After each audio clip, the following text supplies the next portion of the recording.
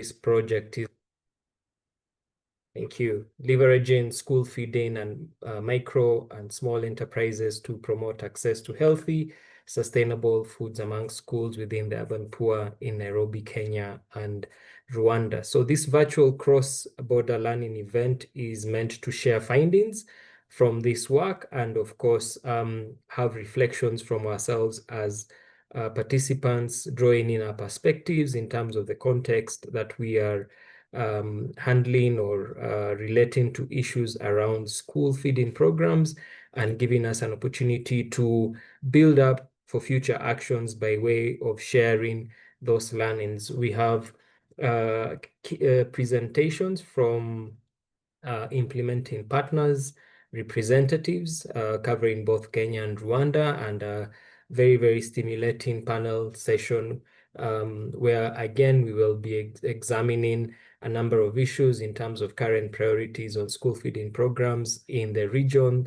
And we are welcoming you all as participants as we start off to just put in your contacts and just give us a bit of a flavor for where you're coming from and where in the school feeding space you are working at as we go through the session. So without further ado and without wasting any time, I wish to call on Dr. Jacqueline Kungu from APHRC to make some opening remarks. Karibu sana, Dr. Jacqueline. Thank you very much, Ricky. I'll invite Liz after this to also speak a little, but what I want to say is that, first of all, to welcome every one of you to this webinar, and to invite you also just to listen in this project to the results of this project and to the dialogue that different countries will be talking about what they are doing in their countries and the different challenges and gaps in their policies and how they are doing, what they are doing to address these policies. So these policy gaps. So the study was on leveraging school feeding and micro and small enterprises to promote access to healthy and sustainable food among urban poor in Kenya and Rwanda. We'll hear from different participants, talk about different presenters, talk about, give us more in-depth presentation on what the study was about in Kenya and Rwanda, and then we'll have the policy dialogue. So I invite all of you to listen, and before we proceed, perhaps hand over to Liz to say something before we move on to the presentations. Thank you.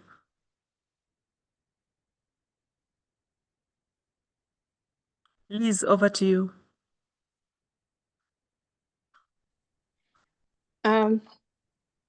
Good evening, everyone, and thank you so much, Jackie, for inviting me. And we are very delighted to host this webinar and really talking about how we can leverage school feeding and micro and smallholder enterprises in the school feeding program to promote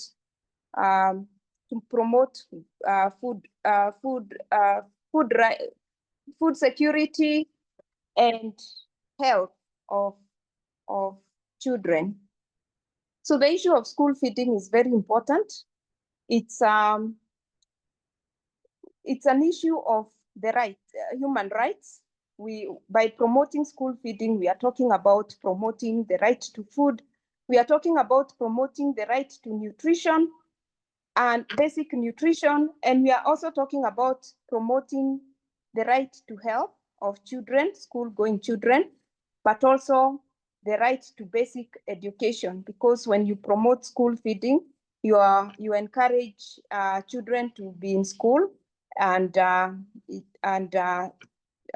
to be able to participate beyond the time they are young. We are also promoting productivity later in life, and we are promoting the health and well-being of societies, because eventually we expect that these children will grow and become productive members of the society. But today we are also talking about promoting or enhance, bringing micro and smallholder farmers and also small and micro enterprises into the school feeding program, which is really about equity, ensuring that these are included in school feeding programs. But also this also promotes food systems transformation to make food systems more sustainable, and also to promote good food and healthy food in schools.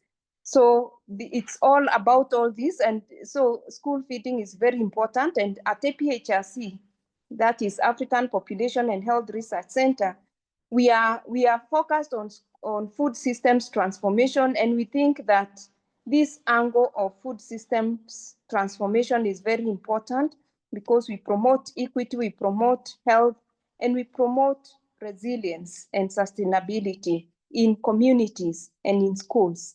So we welcome you to this discussion. Feel free to contribute and to ask questions, but let's all join in this work of promoting food systems transformation, promoting equity in the food systems, and promoting healthy and sustainable food. So thank you and welcome.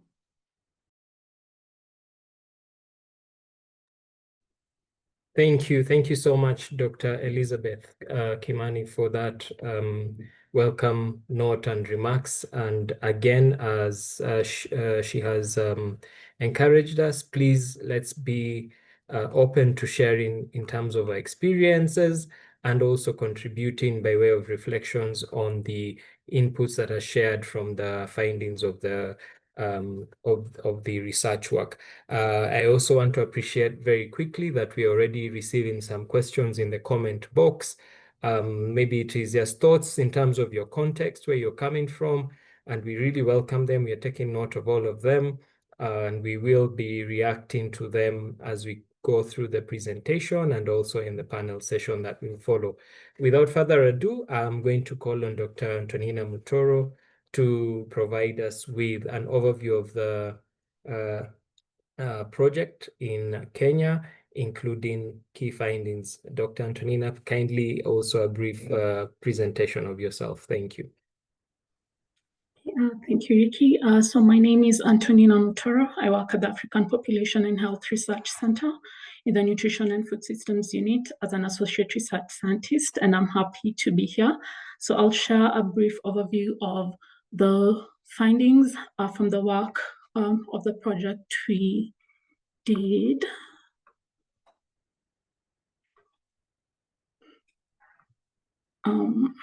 So are you able to see my screen?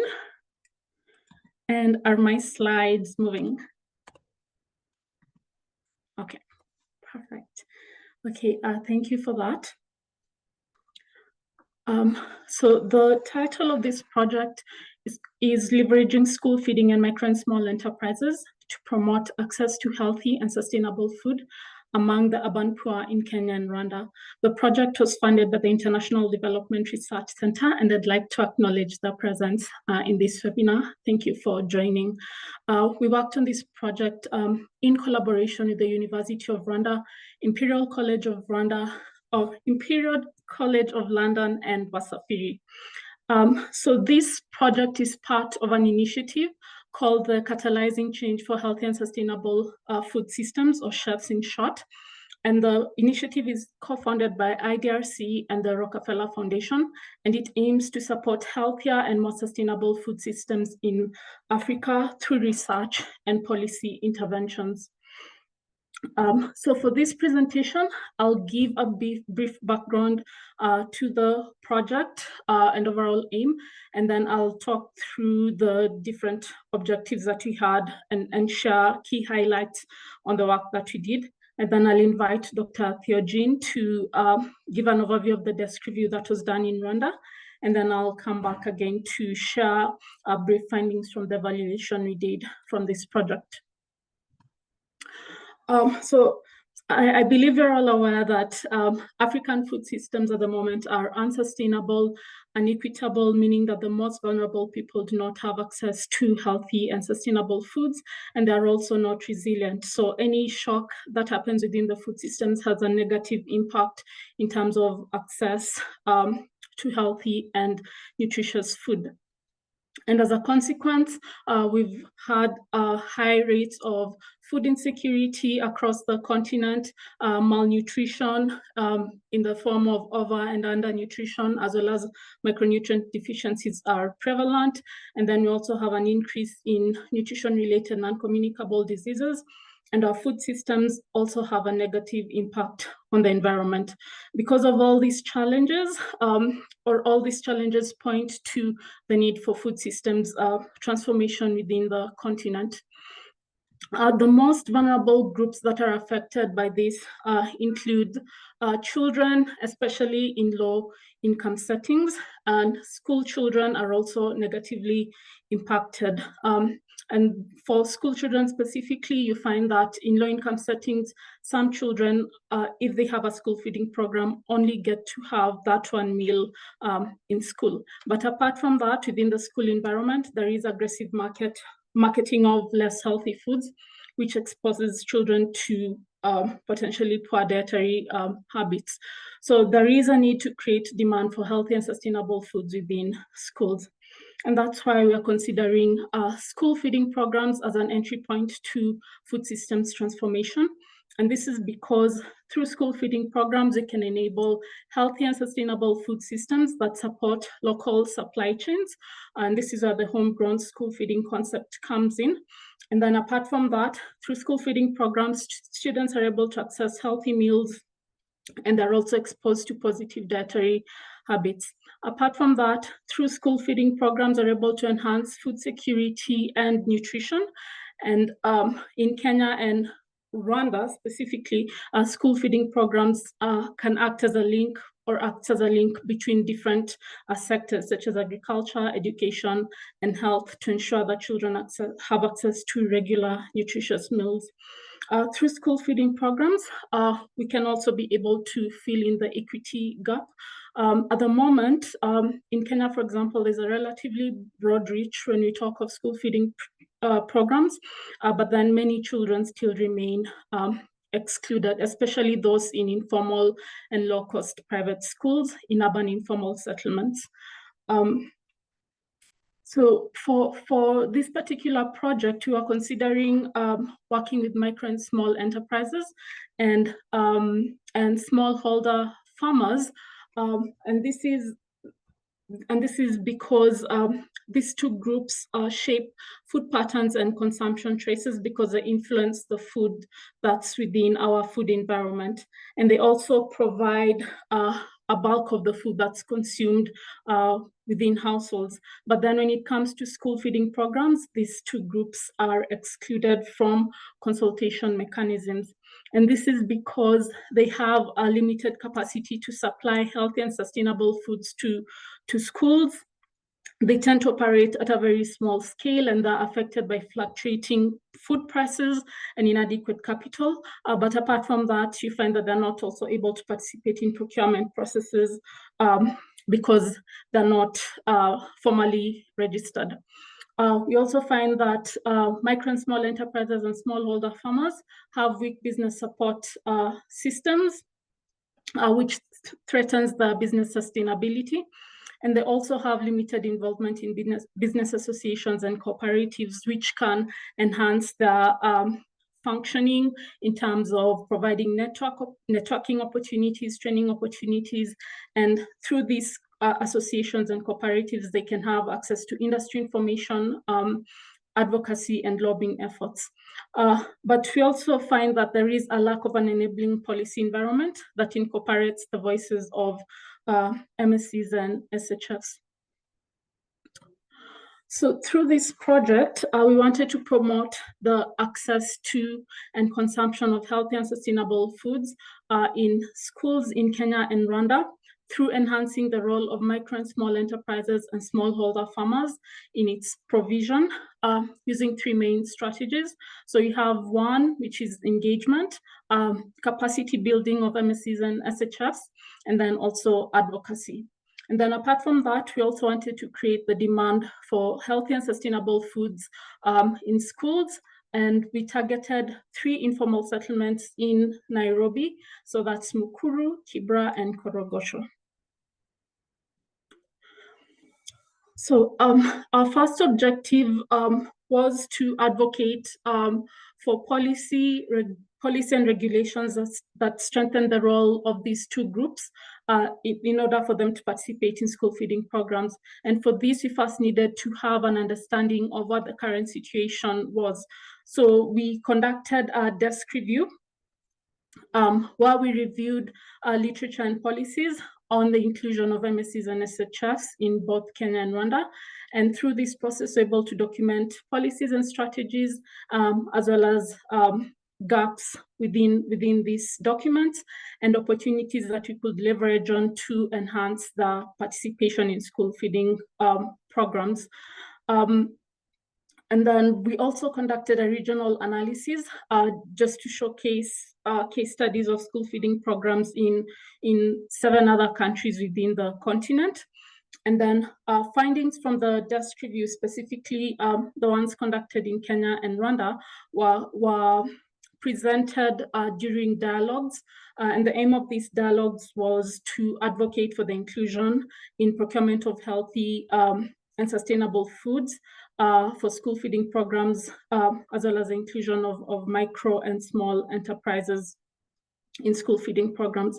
And so for these dialogues, we had national and subnational dialogues, and we also convened a healthy and sustainable agri-food system dialogue jointly with the Nairobi City County Government Food Liaison Advisory Group, just examining the role of smallholder farmers and MSCs.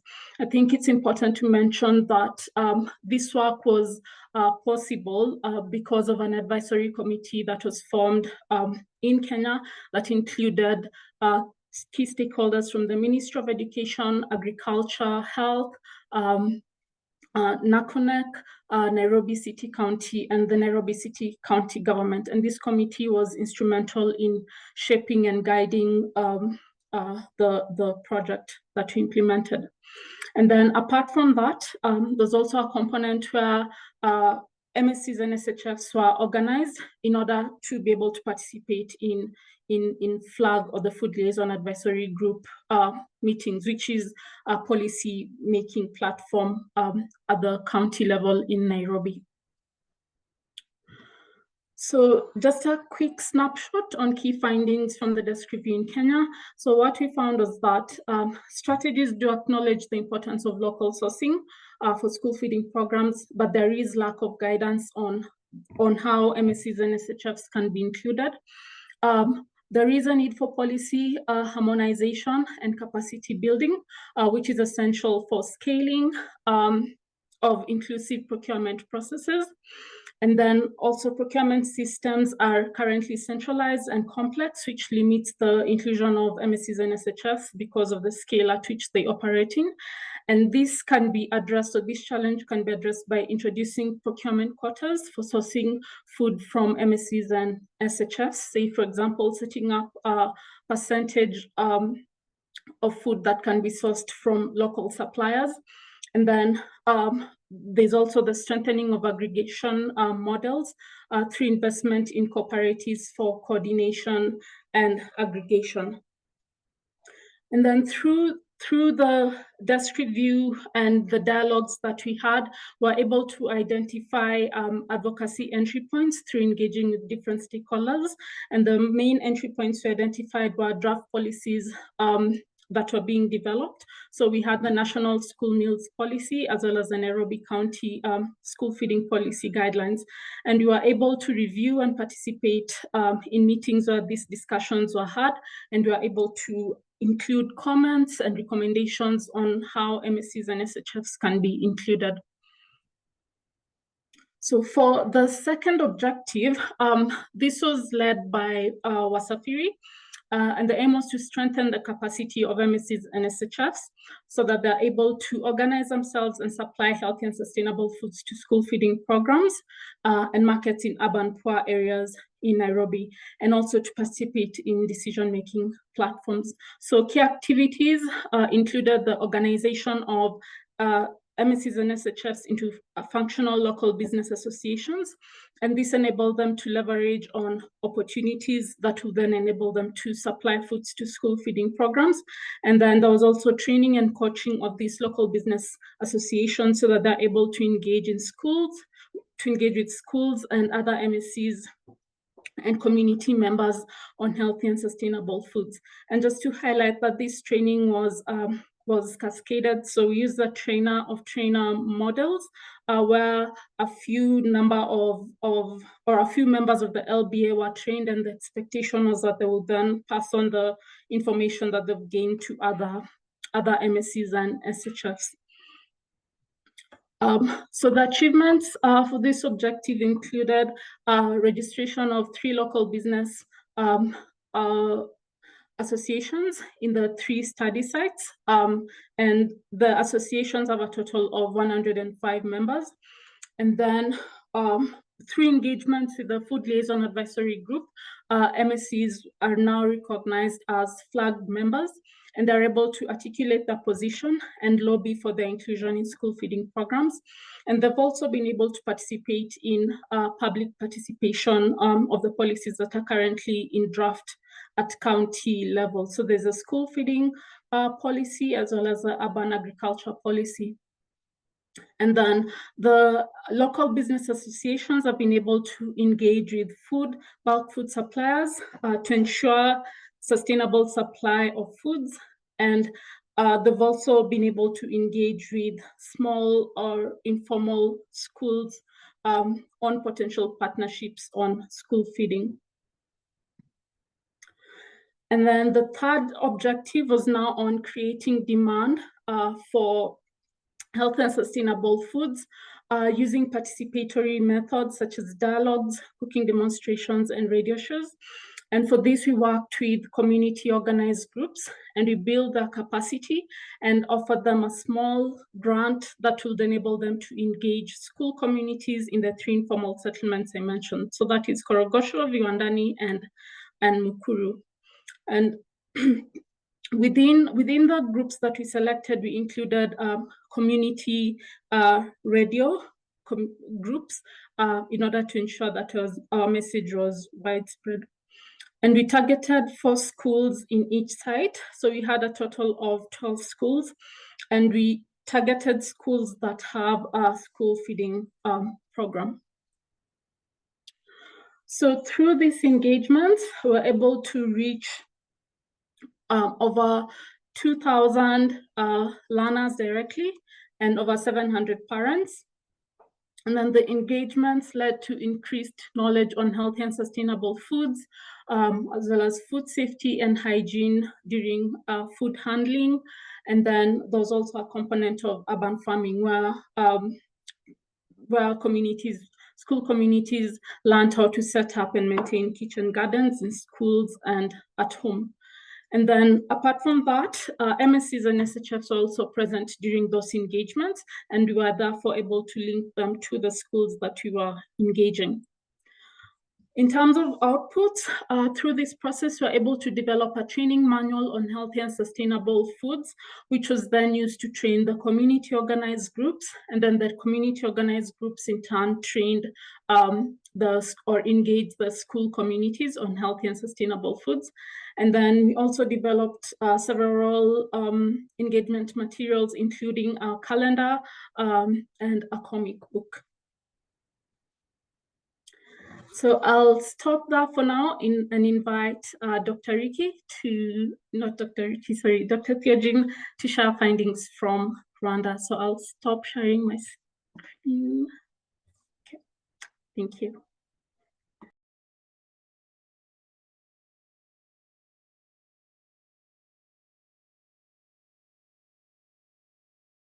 Thanks, Antonina. Trying to find my PowerPoint, and I sure you can see it. Please let me know if you can see my presentation. Yes, we can. Good, good. Hello, everyone, and thank you, Antonina. You have highlighted a number of aspects, and I'm glad for that, so I will not repeat, and I try to keep my presentation short. So I led the project component in Rwanda, which focused mainly on the desk review to understand how the current policy environment supports the inclusion of micro and the small enterprises, as well as the smallholder farmers to participate in school feeding programs by supplying healthy and sustainable food. So my name is Theogene Dusingizimana. I work at the University of Rwanda. I wanted to share a little bit about the context within which school feeding programs are being implemented in Rwanda. So one is the high level of food insecurity, which affects 20% of the households in Rwanda classified as food insecure, high level of stunting, and also widespread micronutrient deficiencies. So these are some of the context within which the school feeding programs are implemented. In addition to that, it's also important to highlight that a significant share of the population cannot afford a healthy diet, which again highlights the role of school feeding programs. So in this context, what is the role of micro and small enterprises and smallholder farmers? You know that in sub-Saharan Africa or globally, smallholder farmers and small enterprises contribute significantly to the production and marketing of different food commodities. So for fruits and vegetables, these slides show that 30% of fruits and vegetables, meat, and animal source food in sub-Saharan Africa are produced by micro producers. So those operating on less than 2 hectares. We can also talk about small and micro producers, those that operate on less than 20 hectares, depending on the definition. So if you also look at the role of MSCs and smallholder farmers within other value chains like cereal and legumes, data indicate that between 30 and 8% of cereals and legumes produced by micro and small producers, and they are processed and marketed through traditional retailers. So this also highlights the role of these small businesses. And in Rwanda, data shows that more than 8% of agricultural production comes from smallholder farmers. So to highlight some of the key findings from the desk review conducted here in Rwanda, we reviewed a number of documents, so policy documents, guidelines, and the strategic plans and the reports. We also identified a number of peer review publications, but those were not included in the desk review because their topics were different from the scope of our work. So this is an overview of documents we reviewed. And we found that Rwanda implements 3 school feeding programs. One is known as 1 cup of milk per child, which targets pre-primary and the primary grade 1 schools. Another one is the National School Feeding Program, which targets public and the government supported schools. And also the WFP supported the homegrown school feeding program, which is implemented in, I think for now, it's in 19 districts, especially those that have a higher food insecurity. If you look at the trend in terms of financing and coverage, you will see that there has been a significant expansion of school feeding programs, which reflects a strong government's commitment to improve child nutrition, education outcomes, social protection, and the local economies, as school feeding programs are also regarded as the cornerstone for those outcomes. I mean, nutrition, education, social protection, and so on. So government has done a lot to support school feeding program implementation in terms of finance. So if you look at 2020 and 2022, school feeding financing budget increased from 8 million US dollars to 80 million US dollars. And the number of schools providing school meals have also included, as well as the number of children receiving school meals from 23% to 86% of all children attending schools. Another finding, apart from the expansion and coverage, in terms of coverage and financing, we also looked at the quality of school meals in our desk review, and we found that the school menu tend to be monotonous with limited diversity, providing mostly refined meal grains like a maize meal prepared from unfortified maize flour. This type of meal is high in calorie but low in micronutrients, which makes it difficult to meet the national nutrition guidelines for school feeding programs in Rwanda. We also identified or found what we called school feeding policy practice dissonance, because the school feeding policy and operational guidelines highlight that the school feeding programs are stable market opportunities for local food system actors, including smallholder farmers and micro and small enterprises. The policy and the operational guidelines also prioritize locally sourced food. But if you look at from a practical point of view, there are issues with the lengthy tender processes, delayed payment, schools which do not always offer better prices compared to other customers. And also, smallholder farmers participate in school feeding programs, not from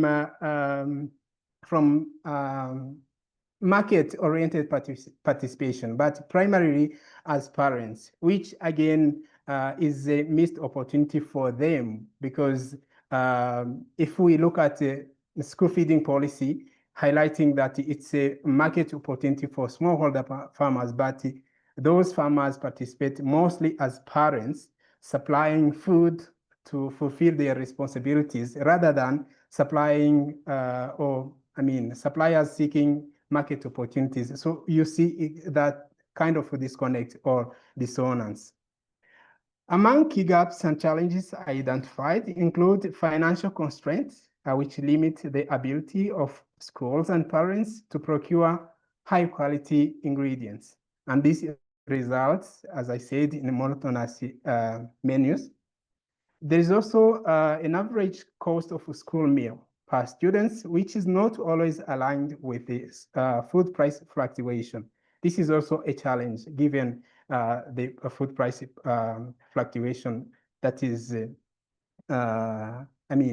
that many countries, including Rwanda, are experiencing. There is also lack of flexibility in procurement processes. We now have a recent shift from a decentralized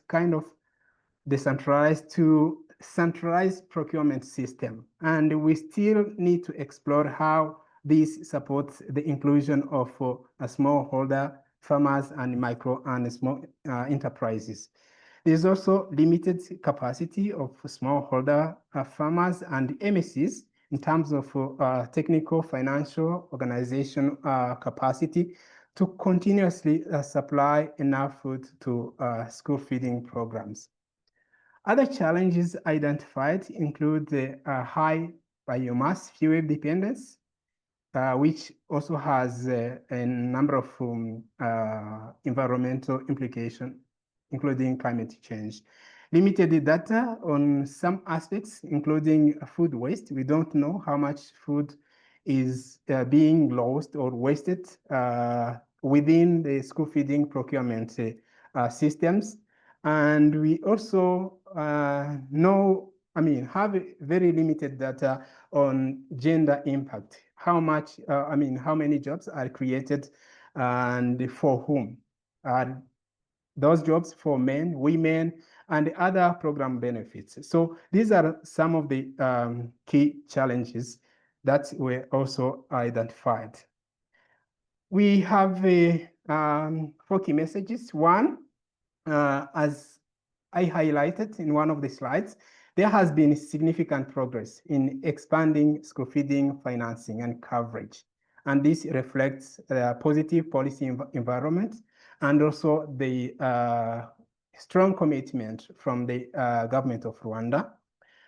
But expanding school feeding program coverage must be matched by programs and initiatives to improve the quality of meals provided to learners. There is also need for flexible and inclusive procurement systems, which must be coupled with the capacity building initiatives to strengthen the law for micro and small enterprises and smallholder farmers in the supply of healthy and sustainable food to schools.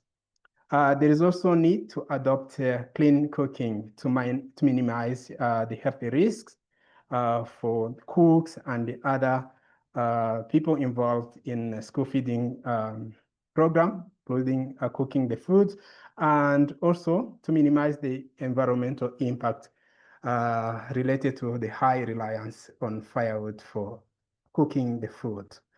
Thank you very much for your attention, and I look forward to the discussion. Over to you, Ricky.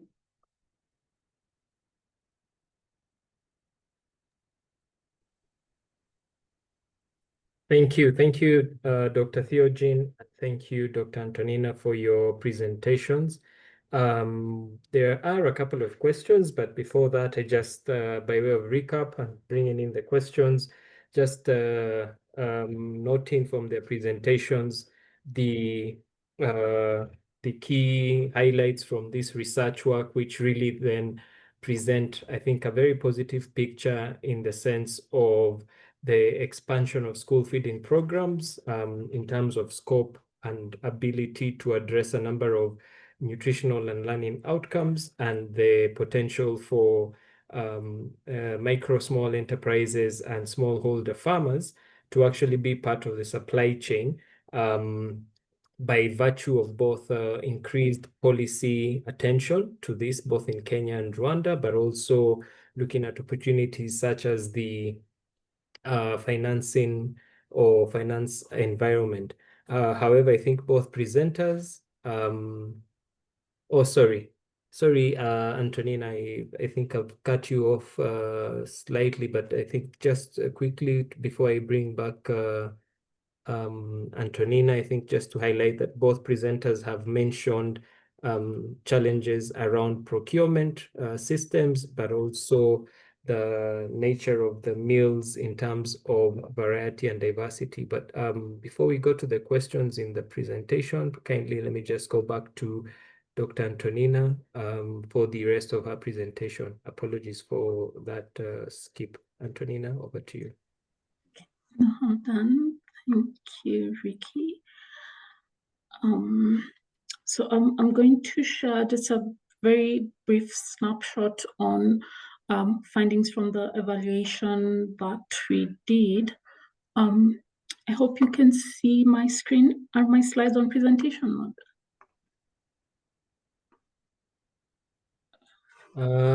Your presentation is visible, but it's not yet on presentation mode.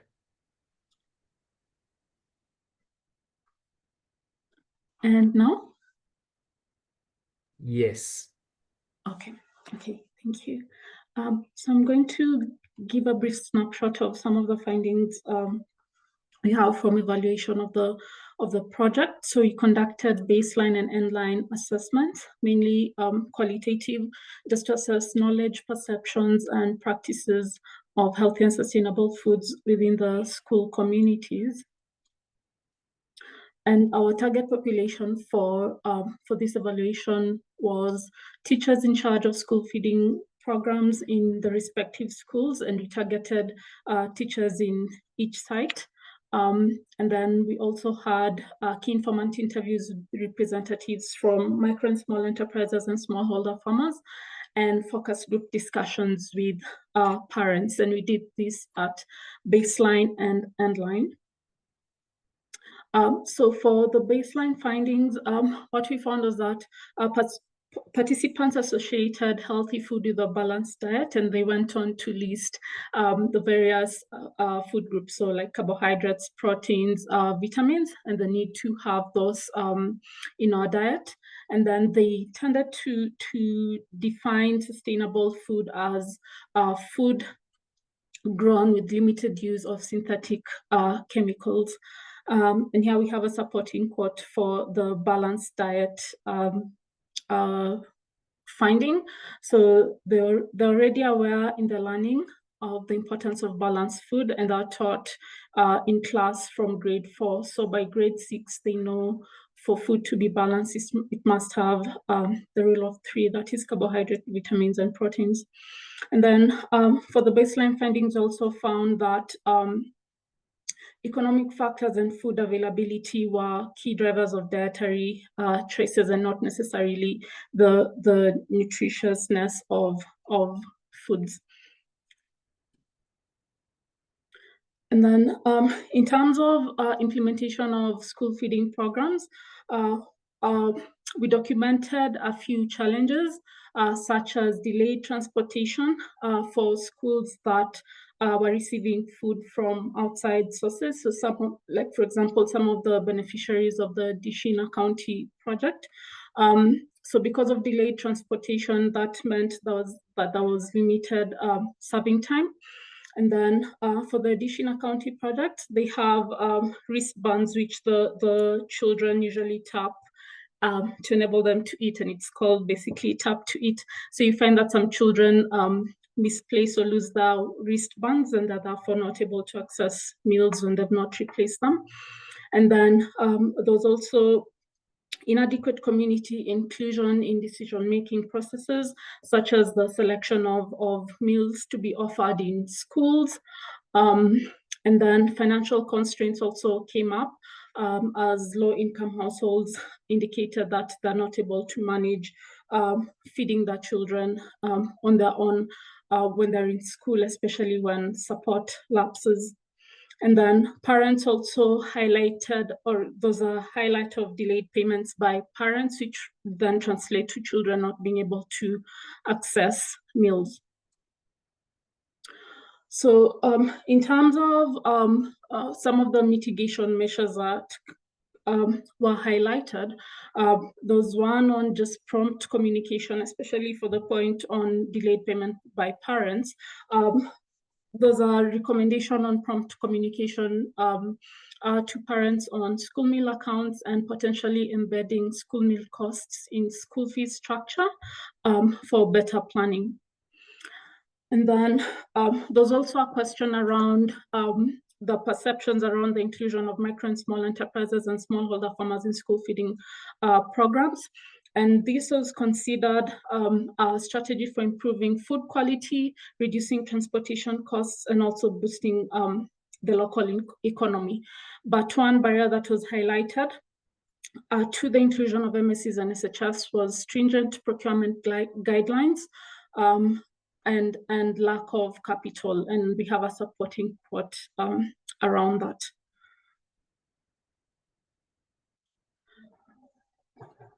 And then on, some of the changes that you observed in terms of perceptions from baseline to endline included the appreciation of the importance of sustainable healthy diets, because pre-engagement, the focus mainly tended to be on satiety. But when you conducted the baseline, there was a bit more emphasis on the need for foods to be healthy and nutritious. And then there's also a mindset shift of the MSCs and SHFs in terms of their role. So they did not only view themselves as local businesses, but also as nutritional actors who can promote the health of communities. And then there were mixed views on the inclusion of MSCs and SHFs in school. But what came out was that including them could be beneficial in terms of safety, because if they're serving the same community where they reside, then they're likely to ensure safety standards.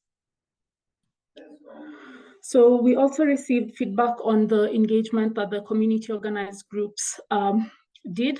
There was an appreciation for cooking and farming sessions, which enhanced the learning outcomes for both the learners and also the MSCs and teachers.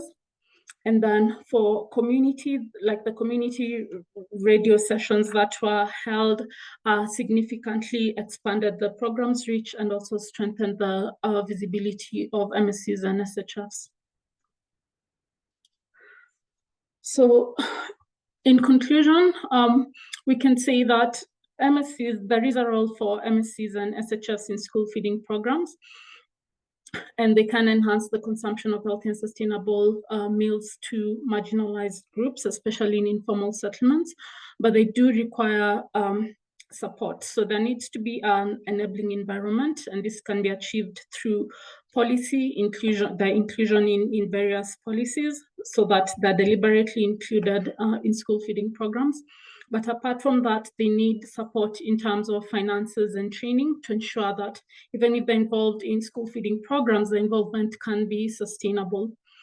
And then through the engagements with school communities, we learned that this can potentially enhance the demand for healthy and sustainable foods. Thank you.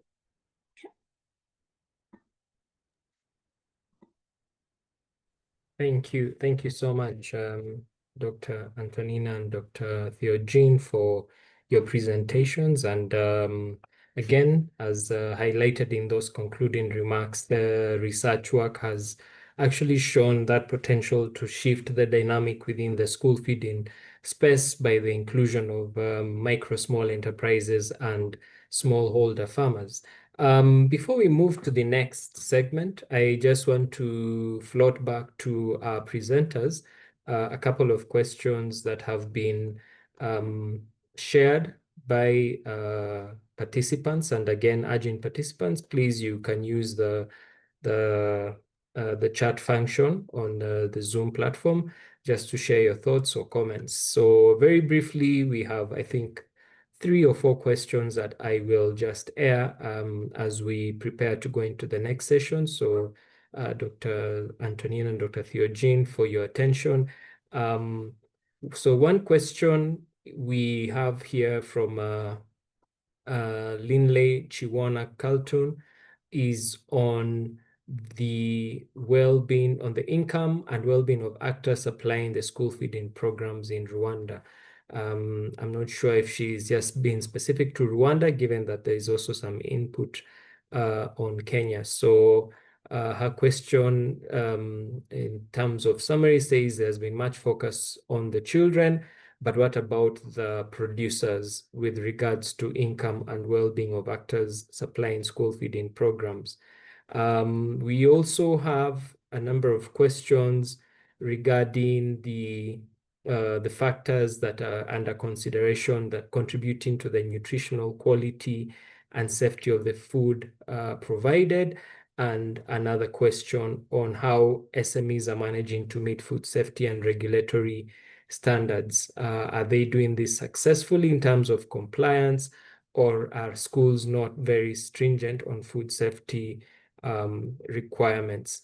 And the one last question, have we seen demand for the food outside of the school feeding programs, and are MSCs able to access other markets, including commercial buyers, retail outlets, or community level consumers beyond the school system? So I will briefly allow Dr. Antonina and Dr. Theogene to perhaps respond to those questions, and then we shall move to a panel session that will be moderated by our colleague Felicitas Mwalia.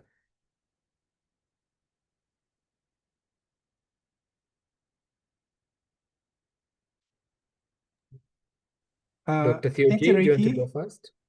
Yes, I can go first and try to answer Linley's questions.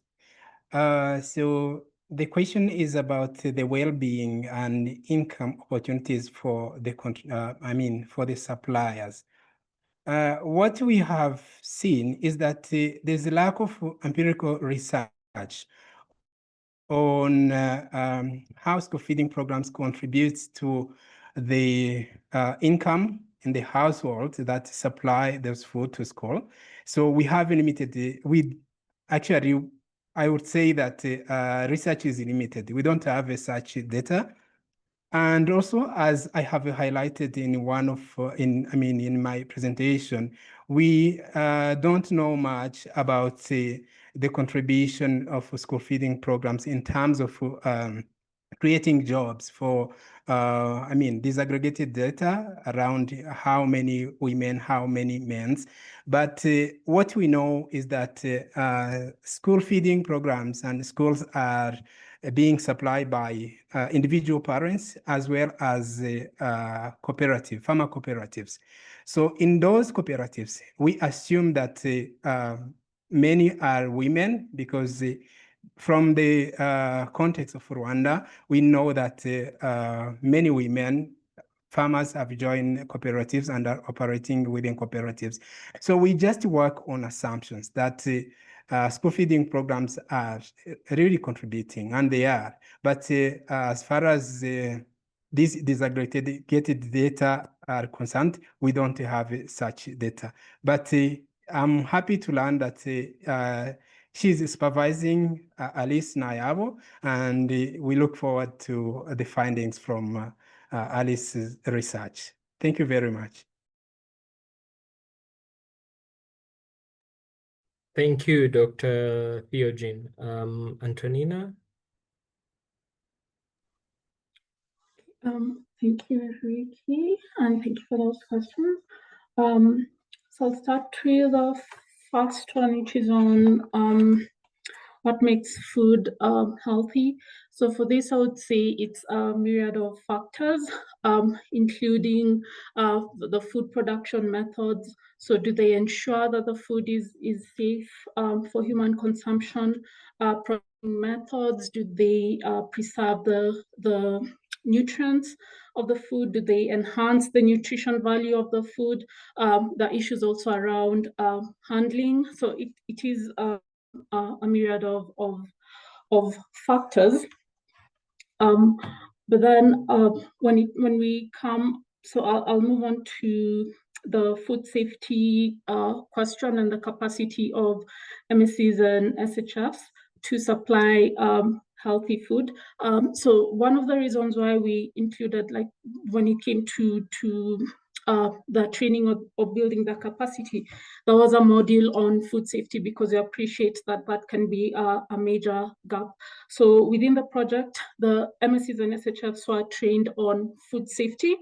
And so what I'm saying is that training alone is not sufficient. There need to be follow-up and checks that are put in place to ensure that they actually meet the standards. Because at the moment, especially in government schools, they have very stringent measures when it comes to issues around food safety. So within this project, we did try to build a capacity so that when they are included in the procurement process of school feeding programs, they'll have the capacity to meet the standards that have been put in place, or the procurement guidelines that have been put in place for school feeding programs.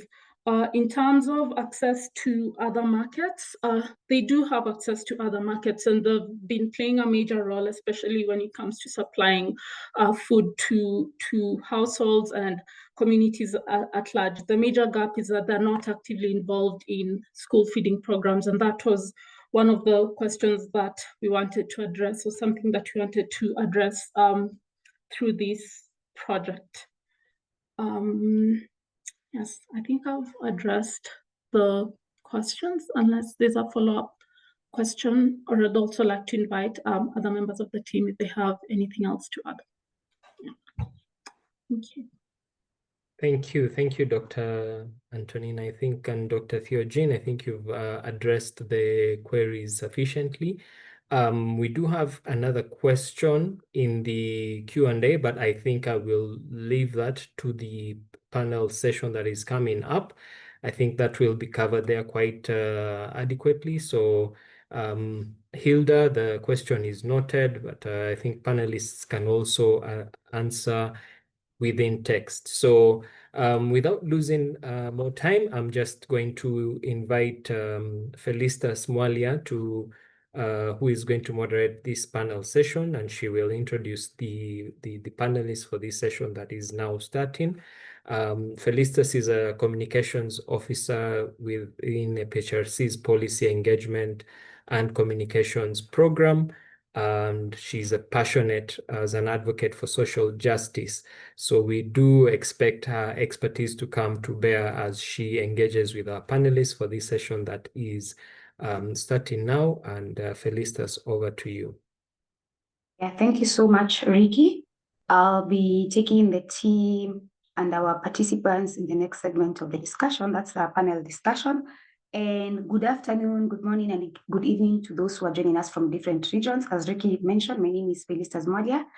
I work with the African Population and Health Research Center, and I'm delighted to serve as today's panel. From the presentations, it's very clear that school feeding programs are no longer viewed as a simple welfare or an incentive mechanism. They are strategic, multi-sector platforms that influence education, nutrition, agriculture, health, local economies, equity, and inclusion. Despite having some challenges, of course, we still have an opportunity to scale up school feeding programs. So during the panel discussion, we'll be able to have representatives from the Ministry of Education here in Kenya. We'll also be able to have Dishina County, hopefully, from the Nairobi County.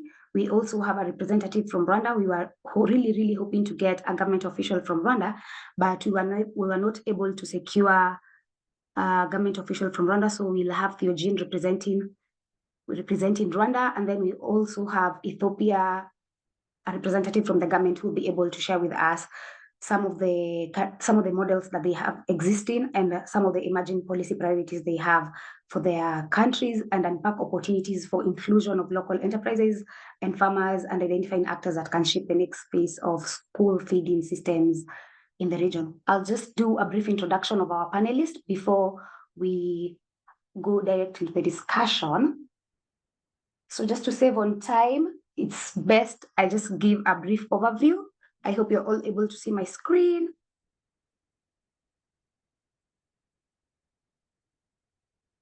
Are you able to see my screen? Yes, we can. So from Kenya, we have Dr. Sam Ngaruya, who is a seasoned educationist and a child development expert with over 20 years of experience in government, NGO, private sector, and donor-funded programs. He currently serves as a technical director in the Directorate of Policy, Partnerships, and EACA at the State Department for Basic Education, Ministry of Education in Kenya. He's skilled in education systems strengthening. He's skilled in education system strengthening, program management, evaluation, gender mainstreaming, and child and youth care, and is known for leading multidisciplinary teams and advancing evidence-informed policy and programming. He provides technical leadership in developing national strategies and policies, coordinating research, synthesis for basic education and climate action initiatives. He previously served as the national focal point for school health and school meals, guiding the development of the homegrown school feeding program and supporting nationwide school health and WASH initiatives. Clearly, we have strong panelists. We also have Esther Mugusu, who is a Nairobi City County Director, Nutrition, Wellness, and School Feeding Program, whereby they are also implementing the Dishina County. We have Dr. Theogene, who did his presentation. He's from the University of Rwanda, and he's a nutritionist professional with more than a decade of research and teaching. In Rwanda, his work focuses on the nexus of food systems, nutrition, and health. He has worked closely with the government agencies, NGOs, and research institutions, leading on biofortification, value chain analysis, and innovation systems for food and nutrition security. He's currently a senior lecturer at the University of Rwanda, and he has led the project component in Rwanda, specifically the project which we are discussing today. And lastly, we have Melaku, who's from Ethiopia. He's a dedicated public health professional from Ethiopia, currently serving a school health and nutrition coordination advisor at the Ethiopian Public Health Institute and the Ministry of Education. He has a master's in public health and a degree from Addis Continental Institute of Public Health, and a master's degree in project management from Addis Ababa University. He possesses a robust academic foundation in health policy and project management. Throughout his career, he has demonstrated commitment in improving population health and addressing complex health challenges. He has led cross-functional teams in various health strategies that have positively impacted vulnerable populations. His experience includes coordinating multi-sectoral nutrition activities, enhancing the prevention and control of HIV, TB, and STIs, and managing research initiatives that fill critical gaps in public health. His global perspective is enriched by engaging in international health initiatives, where he has contributed to the development of health policies and programs. He is proficient in project management, data analysis, and research methodologies. So we are glad to have Ethiopia, Rwanda, Kenya, and Kenya in the webinar today. We were also hoping to have a representative from Uganda, but unfortunately in Uganda there is another school feeding engagement that's happening, so we were not able to secure a panelist from Rwanda, from Uganda, and we were also not able to secure a panelist from Tanzania. So I think we can now go deeper into the discussion, and I will just start with a common baseline whereby the panelists, and we'll start with Ethiopia, whereby they could describe to us at least the current country's school feeding program model, how it's structured in terms of implementation, nationally, subnationally led, who it targets, and the key actors include. Over to you, Melaku, and you can just say hi to the team. Thank you. Okay, thank you for the invitation. Just to say something about the school feeding program in Ethiopia. The school feeding program in Ethiopia is growing enormously. There are different activities are going on in terms of the school feeding program at national level. If we consider, for example, there is a good government commitment and institutionalization. There are policy and strategy. With regard to policy and strategy, the Ministry of Education has endorsed a national school feeding policy framework and strategy supported by a 10-year strategies plan. And the other commitment that is done by the government of Ethiopia is institutional structure.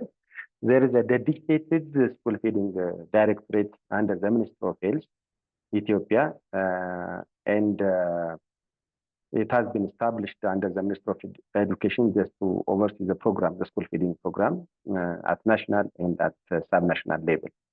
The other commitment, the other activities that are already done by the government of Ethiopia is the regional ownership.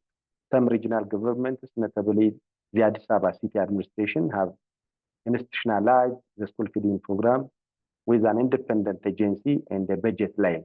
By the way, while we're talking about regional ownership, the Addis Ababa City Administration can be considered as an exceptional one, because the school feeding program in this particular region has been just done progressively in an enormous way. Therefore, when we are talking about regional ownership, this Addis Ababa City Administration can be considered as an important area where this school feeding program has been initiated highly in terms of the school feeding program and compared to other regional activities in the country. The other point that I need to mention is scaling up in terms of the school feeding program. There is the homegrown school feeding program that has been expanded into almost all regions. And the government has become the lead financer or budget allocator for a significant portion of the program. And now over 6 million school children benefited from the government-sponsored school feeding program in the 22-23 academic year, with a target to reach about 21 million children by 2027 and 100% coverage of pre-primary and primary students by 2030. The other point I need to mention is that the program modality,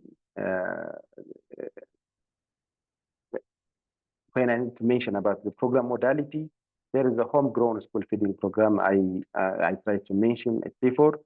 This is a predominant and prioritized model, focuses on procuring safe, diverse, and nutritious food locally, which provides direct market link and stimulus for smallholder farmers, cooperative unions, and local food process. Often women and youth groups are involved in this activity in the homegrown school feeding program.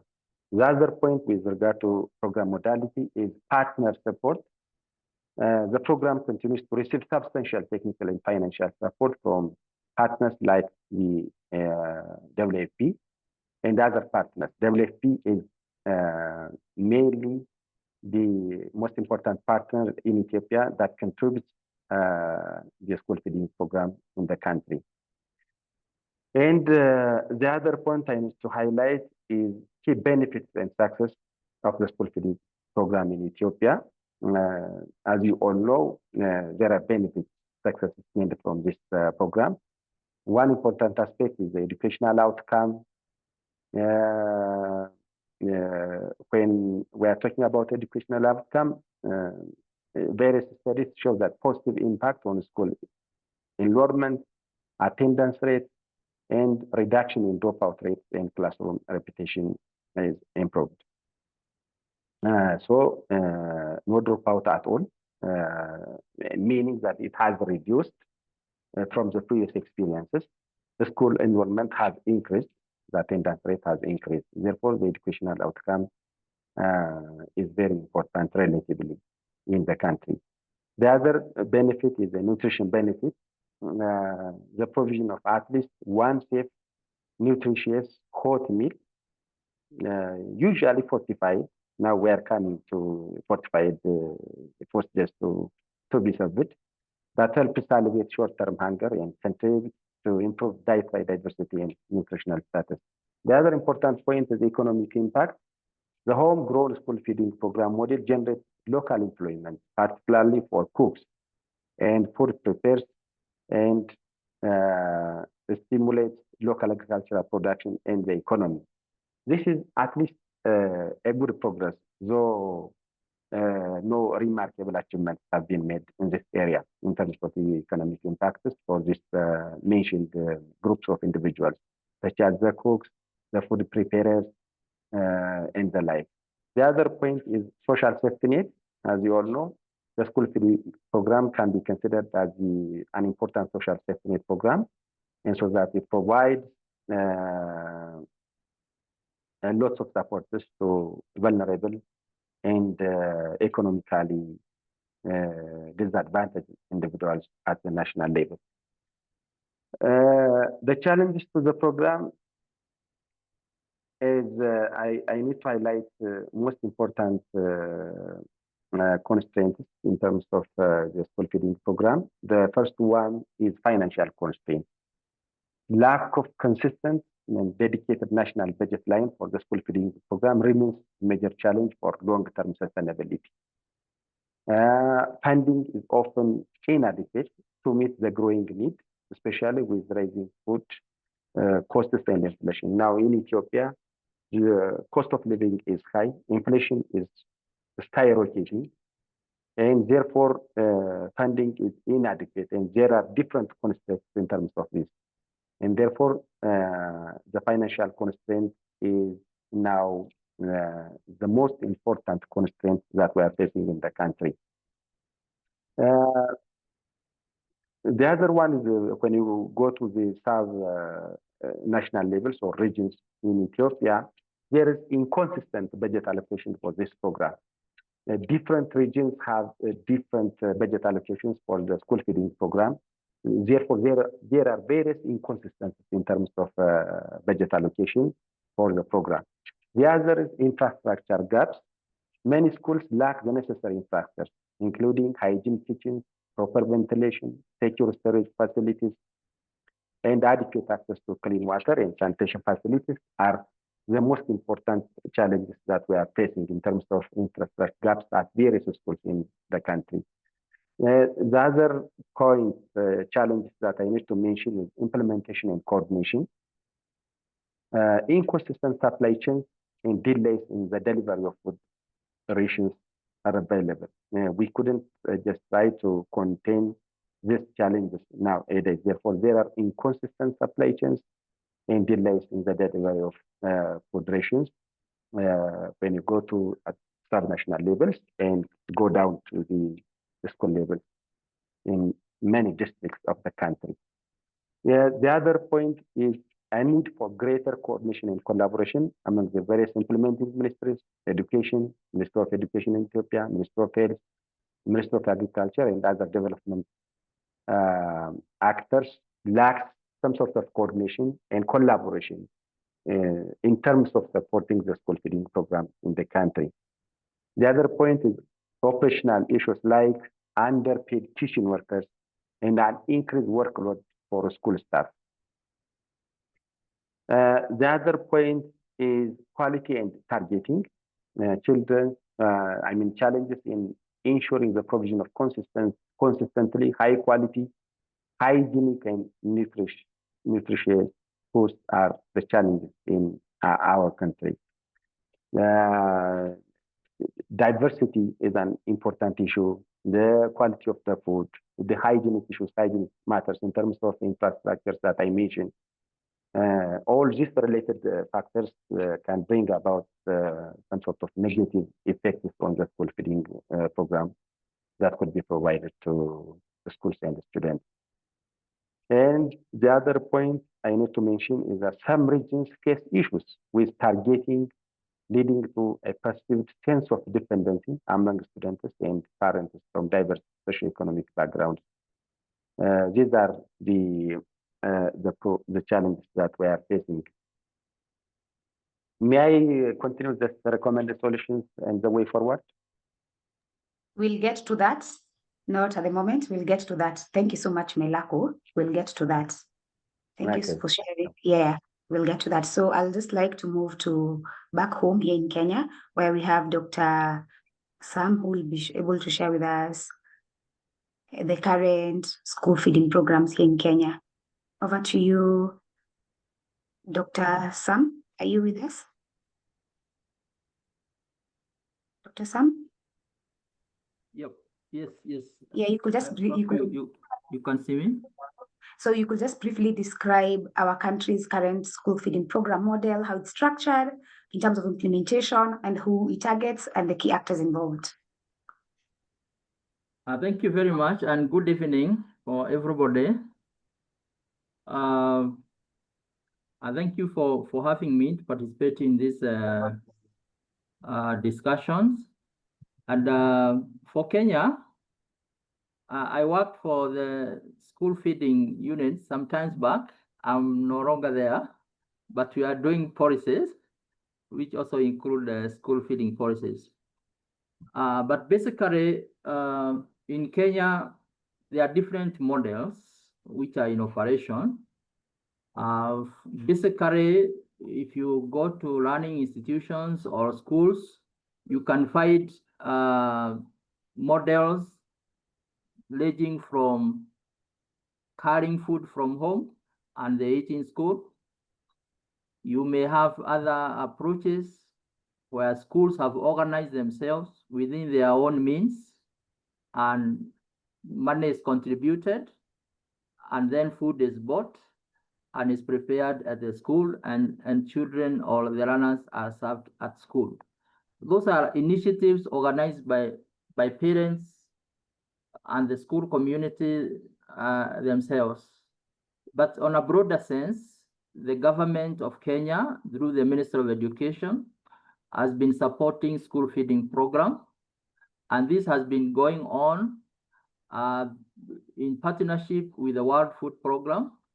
Originally, we had what we called the in-kind support, where the government, in partnership with WFP, were providing food commodities, and these food commodities were distributed to schools. And most of the time, the food was imported. WFP used to import food from outside the country, as part of the food was procured from local farmers, especially maize and all that. And therefore, you find that when that food is procured, if it is procured from outside, we used to go and load the food in Mombasa at the port, and that food is distributed to different distribution points across the country. And you find then it was very expensive. As much as it was guaranteeing food was supplied, food was there, quality food, balanced food, but there was charge of cost in terms of the transportation of that food. And also there was charge of storage of food, where you find the school did not have adequate or appropriate storage facilities, and therefore there were risk of food spoilage. Apart from that, schools were required now to hire cooks who will prepare the food and cook the food and serve the food. They also to have kitchens.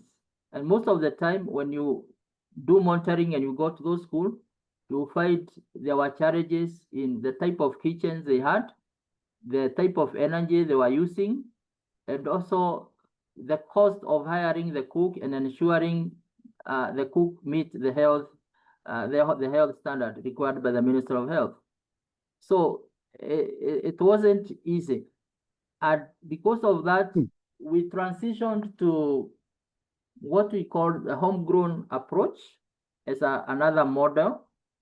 And from this homegrown approach, the idea was to procure food commodities from local farmers and local business community. And therefore, what happened, because the funding from WFP was dwindling, the government came in, and government now provide allocations through the National Treasury. So allocation to support the school feeding program. And because of scarcity or inadequacy of resources, this school feeding program is not universally provided. It's only provided to targeted counties for now. And because of that, not all learners benefit from this school feeding program. But government has allocated money through the homegrown school feeding. Money is disbursed directly to schools, and schools are required to organize the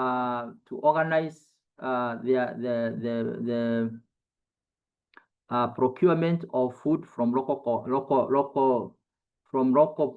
suppliers or local farmers. The challenge we have here is that even when the food is procured locally, you find middlemen come on board, and these middlemen are local shopkeepers or local suppliers who will still factor in the cost of transport of that food as they sell to the school. The only good thing the homegrown has done was to ensure the local economies are developed, because the businesses in those shopping centers are improved, and there is also employment for more people from those local areas. Farmers, where this food is supplied, most of it is in the ASO areas, and also the food production in those areas is also not sustainable. And therefore, you find most of the food, even if you say we are procuring locally, it is bought or it is procured from outside those counties, and that still make it expensive, and also a challenge in that. The other thing is recently we had the education. It's called what? The one for the Nairobi County, food for education. They introduced the centralized kitchen, where they are procuring and preparing food in big or large kitchens, and then they distribute already cooked food. I think it was a very good idea. The only challenge I find with it is it can only operate in an urban setup where the schools are very close. If you take it to Ajia, it will not work because the distance from the cooking center to the schools, I don't know how that would operate. But I think for me, it would be one of the best approaches to reduce maybe cost of energy and to reduce maybe to ensure children get food at the right quality and at the right time. So those are 3 approaches, but of course there are learning institutions that have more than one model. They could have children who carry food from home, and others food is prepared from home, providing disparities in all these provisions. So in terms of type of model of what's happening, those are the 3 key models.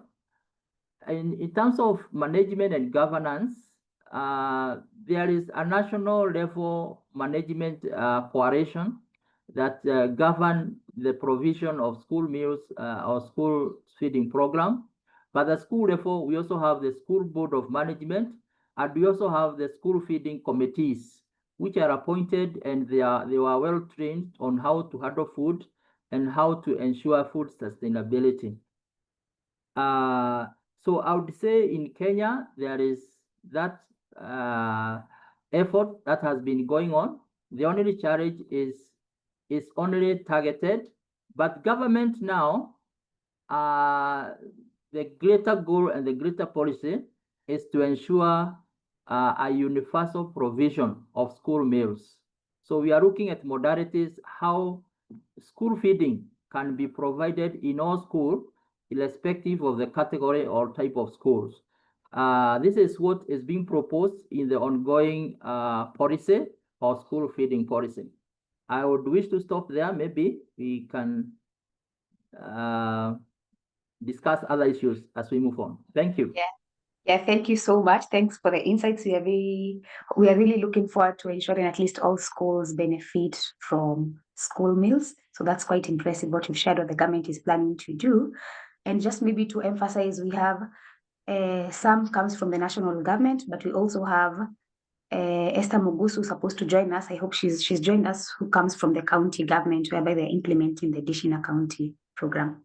Esther, over to you.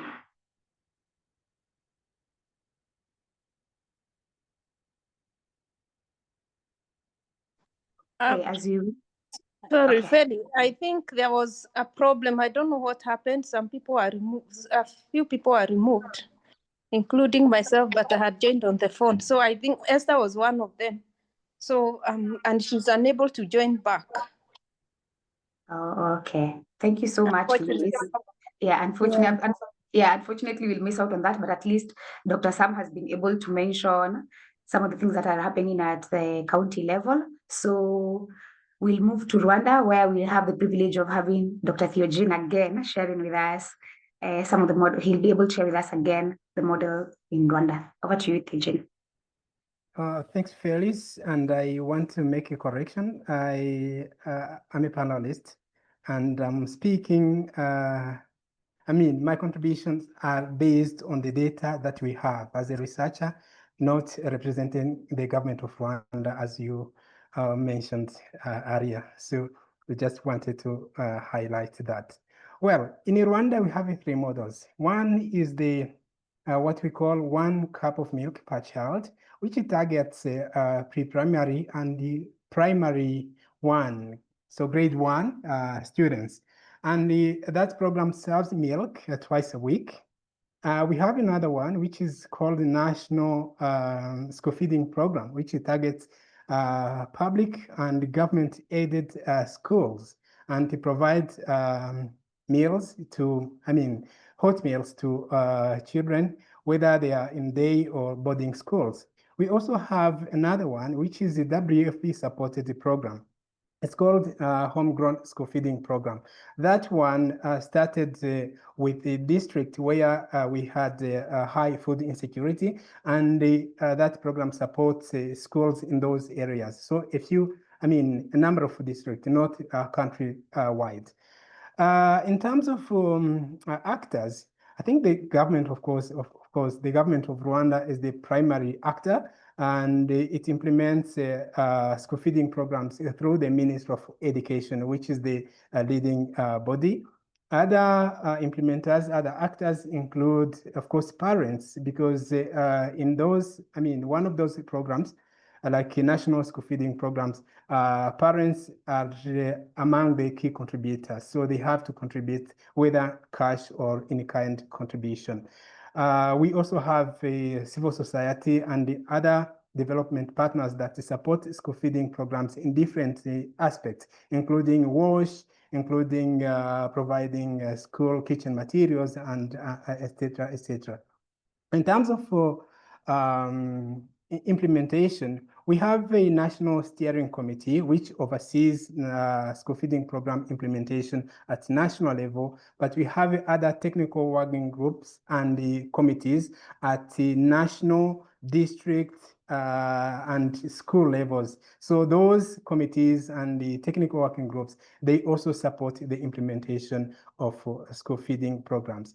And maybe I need to highlight that some ministries like the Ministry of Agriculture is in charge of capacity building of different school suppliers, including farmer cooperatives, the smallholder farmers, and the other suppliers that supply food to schools to make sure that this food is healthy, or those suppliers have the capacity to provide, to supply food to schools. I think that's it in a nutshell. Yeah, thank you so much, Theo. I still want to continue with you, given that you, in your presentation, were able to share how Rwanda, the National School Feeding Program, has achieved a high national coverage.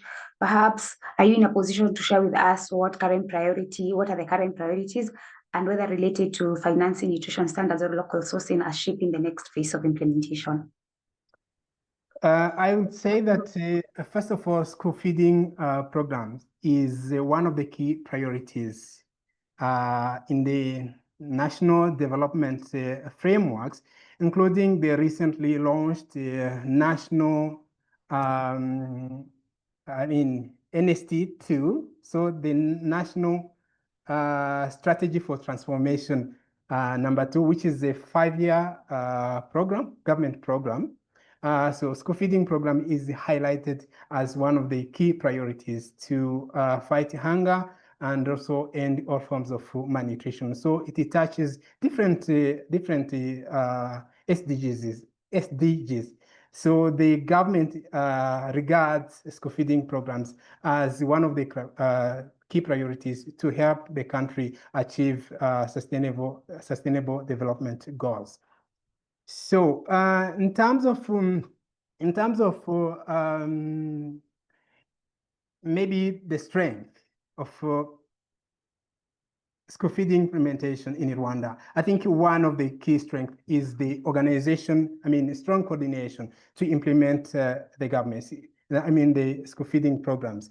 So we have a kind of multi-sectoral approach, which involves different ministries, different bodies.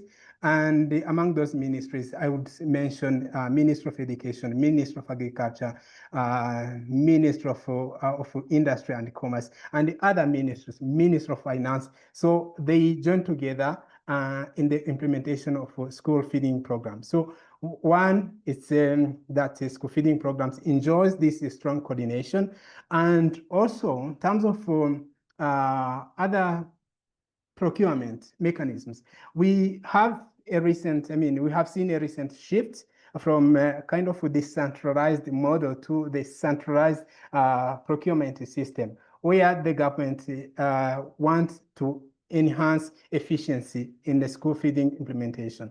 Initially, as some of the panelists said, including Melaku, there was some loopholes in terms of implementation where schools didn't have enough capacity, for instance, to procure or store food. But at the moment, we have what we call a centralized system where the food is centrally procured and also distributed to the schools depending on their needs.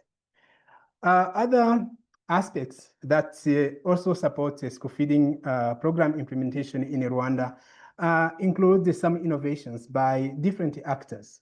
Like, for instance, we have seen businesses that have started to pilot cooked beans and sell the beans to schools in order to address some aspects related to environment and the high reliance on firewood. We have also seen initiatives like what we call the Sangire Lunch, which is a Let's Share Lunch, which is a national initiative targeting public and private partners to mobilize them to contribute to the school feeding program. Some can commit one-time donation or yearly contributions. So those are some of the innovations that are also strengthening the implementation of school feeding programs in Rwanda. Over to you, Felix. Thank you. Thank you so much, Theo. It's quite impressive what's currently happening in Rwanda. And I want to go to Ethiopia, given the fact that Rwanda and Ethiopia kind of have some similarities, specifically when it comes to achieving high national coverage, when it comes to like school feeding. And Melako was able to share with us the model that they're using, that's the homegrown school feeding program, and how effective it has been and some of the challenges that they are facing. But Melako could also share with us some of the current priorities, whether related to financing, nutrition standards, or local sourcing that are shaping the next phase of implementation. And you could also share with us you could just mention to us some of the 3 recommendations, because earlier you wanted to mention the recommendations. You can share with us some of the 3 key recommendations and maybe 3 lessons that you have learned from implementing school feeding program in your country. Thank you. Over to you, Melako. And before Melako comes in, kindly use the chat function Q&A section if you have any questions. Thank you.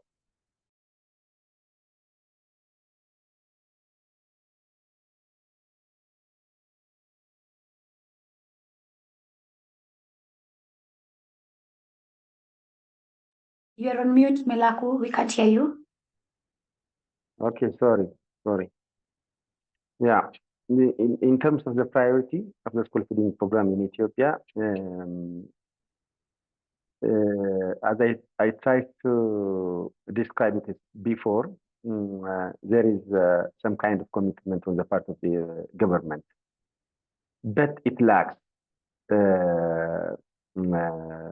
a serious commitment or high commitment in terms of supporting the school feeding program at national level and at sub-national level. You see, if you consider the school feeding program in Ethiopia, the Federal Ministry of Education just allows all regions in Ethiopia just to allocate budget for a specific purpose. Specific purpose means that for the school feeding program, and adequate budget has not been allocated. And as I tried to mention before, there is some kind of disparity and inconsistency in terms of allocating budget for the school feeding program.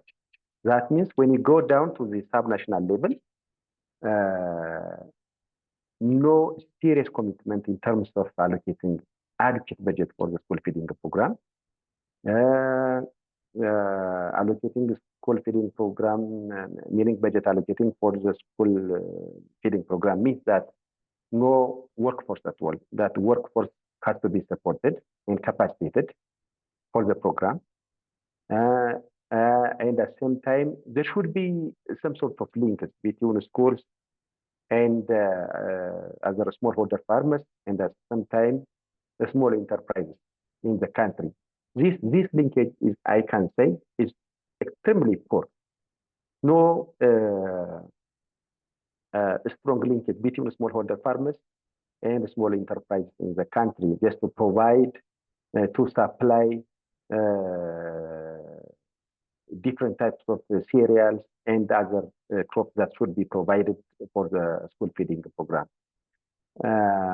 Therefore, this school feeding program has to be supported by the government at national level. Nowadays, I think there is some kind of controversy in the country. There is some kind of instability, political instability in the country. If you consider some regions, the Amhara regional state, Oromia regional state, the Tigray regional state, and other regions are not properly supporting the school feeding program just adequately because of such conflicts in these mentioned areas. Therefore, in the 2025 26 academic year, at least with this, the school feeding program will be in problem. Because of this conflicts in different regions of the country, now the school feeding program is facing some kind of challenge. Therefore, that the government has to prioritize to support the program widely. Now, other priorities are considered. As I told you, there is some kind of stability. Just the government just to stabilize the country. Another priorities are considered rather than supporting the school feeding program. No, therefore, this priority is not considered. Now, the school feeding program is declining from time to time rather than just increasing. Therefore, the other point I need to mention is that structurally, the national at national level and at sub-national levels, there should be some kind of correspondence and sometimes some kind of strong linkage between the sub-nationals and at national level. There is some kind of gaps in terms of institutionalizing the school feeding program, start of from the national level to sub-national and at school level. So this institutionalization lacks some kind of structures and arrangements just to strengthen the school feeding program in the country. Any points I didn't mention? Not really. Maybe just one last question, a follow-up question. Whether, because you had mentioned that there are challenges for when it comes to like lack of collaboration, for instance, within the different ministries, are there any ongoing reforms to strengthen cross-sector coordination and collaboration? Yeah, the multi-sectoral collaboration has to be strengthened. I mentioned it before that this Ministry of Education, Ministry of Health, and the Ministry of Agriculture are key sectors that will be involved in working together for us to boost the program, the school feeding program. And now the multi-sectoral approach is not strengthened well. The Ministry of Health is responsible just to maintain the nutritional aspects and the dietary diversity in the school feeding program. The Ministry of Agriculture has to just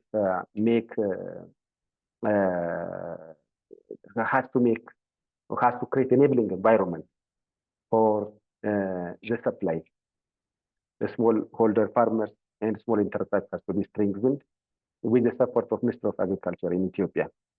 And at the same time, Ministry of Education has to try to collaborate and has to support the schools and other stakeholders that should be involved in the program. Therefore, this I need to recommend that a strong multi-sectoral collaboration should be strengthened for us to boost the school feeding program in the country.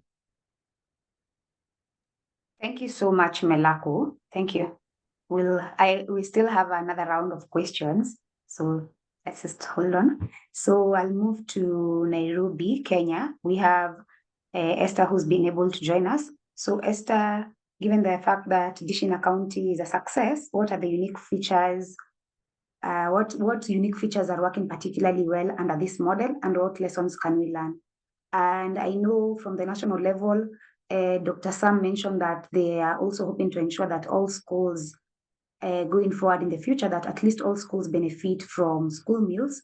So in the work that you guys are doing under Dishina County, are there any plans on expansion to other alternative provision of basic education training and training schools or parts of the country? And just to emphasize more on the definition of those training schools, are the institutions in Kenya that provide education to disadvantaged children in areas like slums and informal settlements and in arid regions. Over to you, Esther.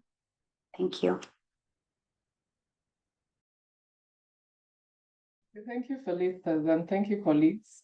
Sorry, it has taken me a very long time to join. I had quite a technical glitch. Nevertheless, I'm here.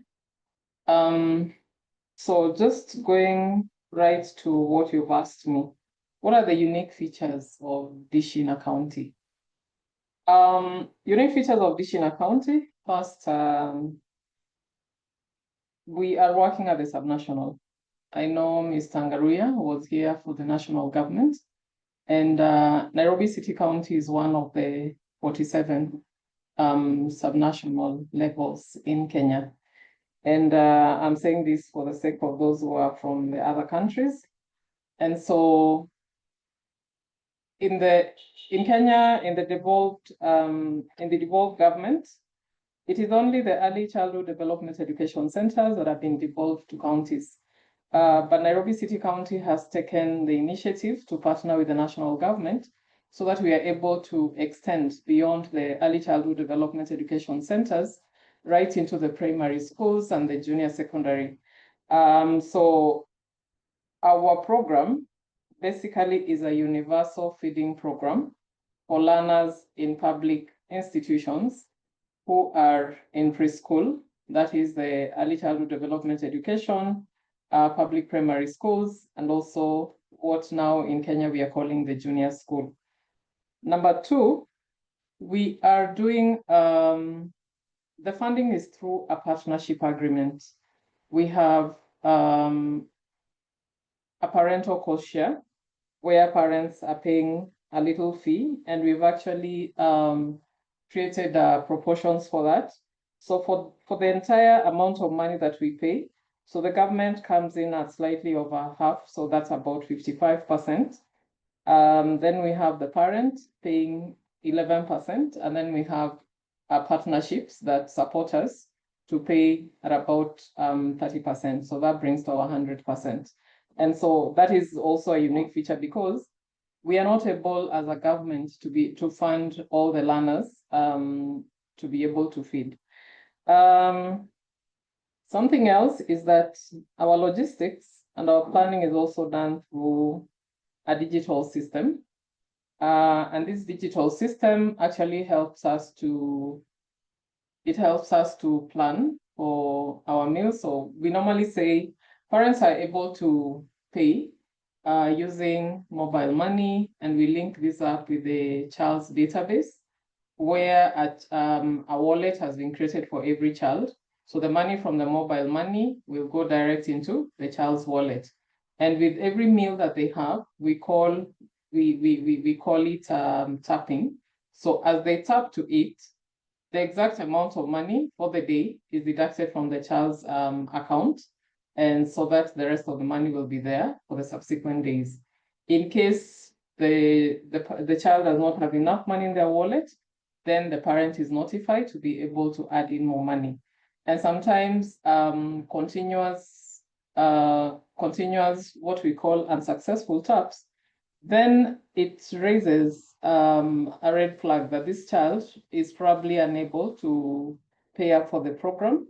And there are such children that we actually source for support so that we can be able to get support for them within the program. I think those are the three major ones that I would say for now. And probably I'll be able to answer the rest of the questions as we go ahead. So Felicitas, anything else you'd like me to say?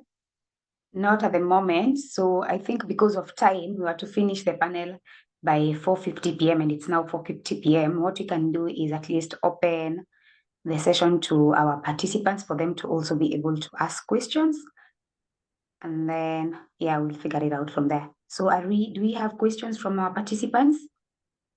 And you kindly feel free to raise your hand. We'll unmute you. We'll give you permission to speak, to ask your question out loud.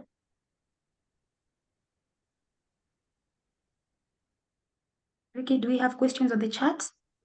We had a couple of questions which have been answered in within the chat. I'm just seeing, I think there's one that is open, but that seems to also have been answered. But just to recap, one is on the aspect of assuring hygiene and food safety. That's been answered. We had another one on this business associations. Are they actually doing supplies to schools? I think those questions have been answered, but again, the audience is free to add in additional questions. Felicitas? Yeah, thank you, Ricky. So I don't think we have any other question. If questions are not arising, I may try to finish or wind up the recommended suggestions from my point, if I am allowed. Yes, you're allowed to, Mela.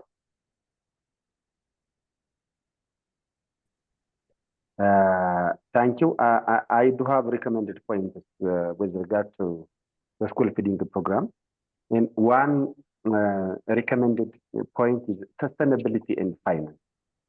As I told you before, finance is a major constraint in our country, and at the same time, sustainability. There is inconsistency. Therefore, this inconsistencies have to be contained, and therefore, there should be sustainability and finance should be ensured. Therefore, there should be an established dedicated national budget line and significantly increase the budgetary allocation for the school feeding program to ensure continuity and long-term financial stability. Otherwise, the school feeding program would be in challenge. The other point under this point is there should be strengthened local procurement. We have to enhance the market linkage between smallholder farmers, cooperative unions, and schools to make the homegrown school feeding program model more efficient and at the same time resilient to supply shocks. The other recommended point is infrastructure. We have to invest in school facilities. We have to prioritize investment in building and upgrading essential infrastructures, including standard efficient, secure storage, dining areas, and reliable access to clean water and sanitation facilities or WASH. The other point is governance and coordination. As I tried to mention before, more strong linkage between the national government with that of sub-national and schools at the same time.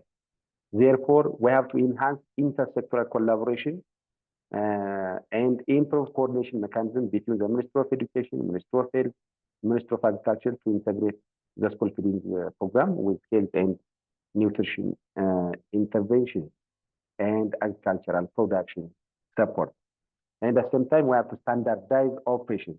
We have to ensure the new national homegrown school feeding program guidelines and standards are effectively operationalized, monitored, and followed across all regions. The other point I need to mention is the human resources aspect. We have to improve worker welfare.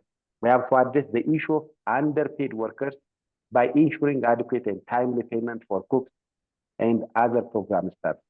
Here, the cooks are not highly supported in terms of finance and other supporters on the part of the government and other stakeholders involved.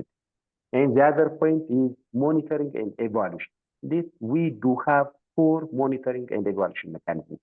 Therefore, we have to strengthen data systems And we have to integrate the school feeding program indicators into the education information management system, that is IMI in short in Ethiopia, in the Ministry of Education. This IMI software has not been well developed just to incorporate different indicators for the support of the school feeding program. I finish. Thank you. Thank you. Yeah, thank you, Melaku. Maybe just to take you back, given the fact that today the conversation is also talking about inclusion of smallholder farmers and MSCs to participate more effectively into school feeding programs, what challenges, given the fact that you've been sharing with us a summary of some of the things that need to be addressed, perhaps you could share with us the challenges that needs to be addressed to be able to enable MSCs and SHFs to participate more effectively, for example, compliance, aggregation, financing, or procurement process. And then the other, after Melaku, we could have Dr. Samuel go next. And then after Dr. Samuel, we could have Esther and then Theogene just answering the same question. Over to you, Melaku. Thank you.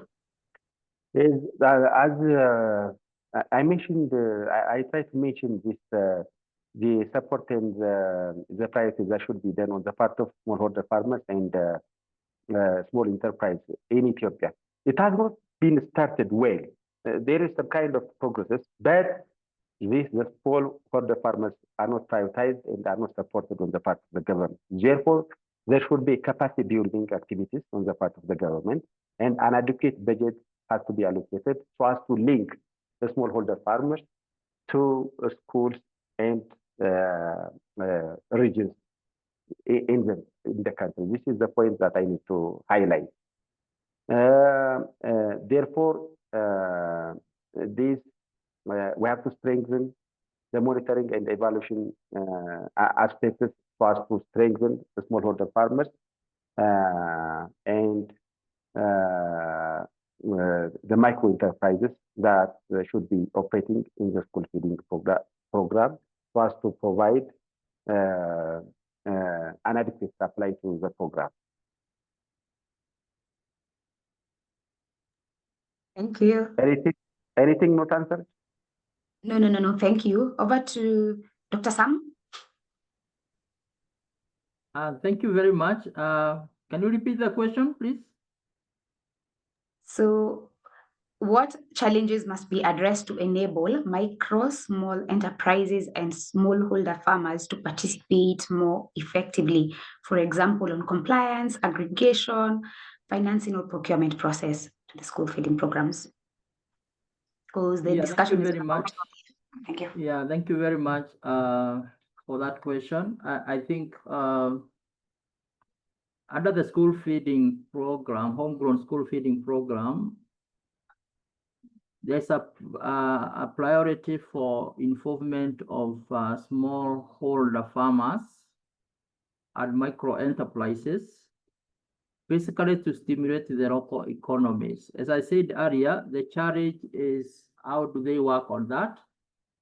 And the initiative that has been going on was training and capacity building, and also trying to bring the local farmers together in terms of a cooperative or coalitions where they can provide the meals or the food commodities as a group. So the challenges that we need to address is how do we ensure sustainable food supply to school through the micro enterprises and small stakeholder learners. It means then we need to create awareness and we need to build their capacities in terms of knowledge management and in terms of food production, so that at the end of it all, they are not acting as middlemen, but they are acting like actual food suppliers from the local communities. So capacity building is necessary.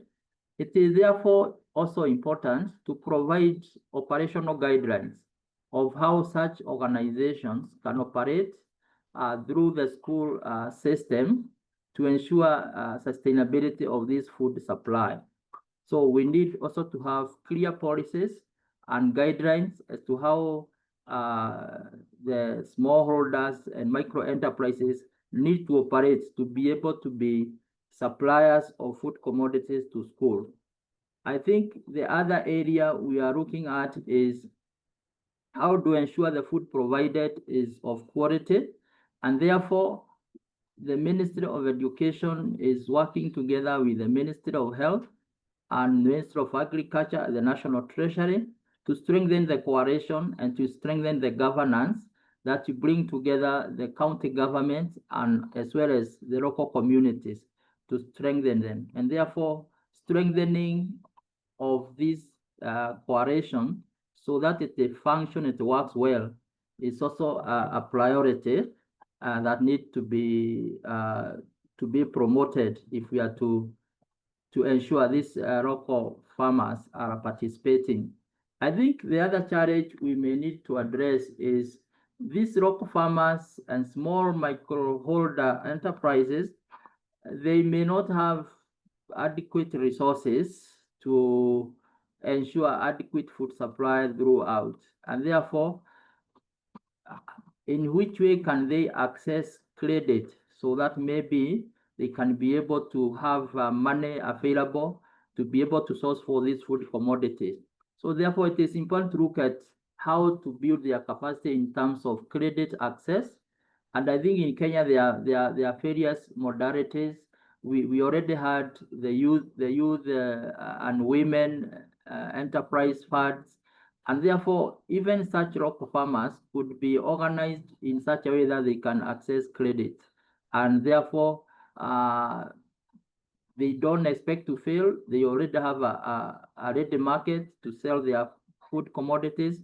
And therefore, if they access credit, I believe they will also be able to repay those credits and ensure their food sustainability in their school. So I think those are the key challenges I would say: the challenge of lack of adequate funding, the challenge of capacity in terms of knowledge, and also maybe also at the school level where these food are being prepared, the ministry is looking at the promotion of the use of green energy. And therefore, we need to address that. How do schools get out of the use of the traditional energy which is affecting the environment, the use of green energy? I think that is another area that the ministry is focusing on. Thank you very much. Yeah, thank you so much, Dr. Sam. Esther? We could go to Esther. Yeah. Okay, thank you, Felista. So one thing I'd say about probably some of the challenges around the smallholder farmers and also the procurement issues. So first we have, so a lot of the small and micro enterprises, they're not able to provide the quantities that are actually required. And a lot of times we need to work through aggregators. And I like the fact that Mr. Ngaruya has told us about the farmers coming together into forming cooperatives and other groups. And so they're able to then collectively sell to the aggregators in larger quantities. So that's an area that really needs a lot of, that there's a gap and needs a lot of capacity building so that our farmers can be able to benefit from the school feeding program. And then we also have the challenge of extension workers, extension work from agriculture, extension services. So we find a lot of farmers, some of them are using unsafe farm implements in form of pesticide, which sometimes would actually leave some residues. And when the food is assessed, then you realize that the food is of poor quality and then it is not safe. So these extension services would be great from the agriculture professionals so that we can be able to support our farmers to produce food of good quality and so that we can even minimize the losses at the farm, the post-harvest losses, and even the handling and how they preserve the food. There's also need for, smart farming. Farmers farming because they have already markets in form of school meals. I know the homegrown school meals program in Kenya, it has been, and I know it is also in Rwanda, not sure if it's there in Ethiopia. So it is one way that the local community is able to go and actually sell to the schools. But then it is something that needs to be incentivized in form of providing subsidies for farm implements so that they're able to produce cheaper food, because food production is also pretty expensive, and some of those farm implements they're not able to purchase because of limited funding. And while talking about limited funding, then we have very limited access to finances through the micro and small enterprises. And it would be great if these farmers, once they coalesce together and they get together, then they're able to get access to credit so that they're able to produce more and they're able to market themselves more. Something that is probably lacking and something that we've not done very well is continuous stocktake and monitoring of the production versus the consumption. Like if we ask ourselves now, there are so many school feeding programs, for example, in Kenya as a country, both at national level and the subnational level. So what quantities of rice, for example, are we consuming? What quantities of beans? What quantities of rice? And whichever commodities, the tomatoes, the onions, the cabbage, and whatever other foods that are being consumed. So we need that continuous stocktake so that we can be able to be able to know how much we are consuming and how much is going to be produced, so that we can be able to support the more, and if there is excess, then we can be able to channel it elsewhere. In terms of procurement, I know, let me speak for Kenya. I know we have a bit of stringent rules around procurement. However, there are very clear guidelines on how the purchases and that procurement process is going to be done. So there is clearly inadequate capacity building.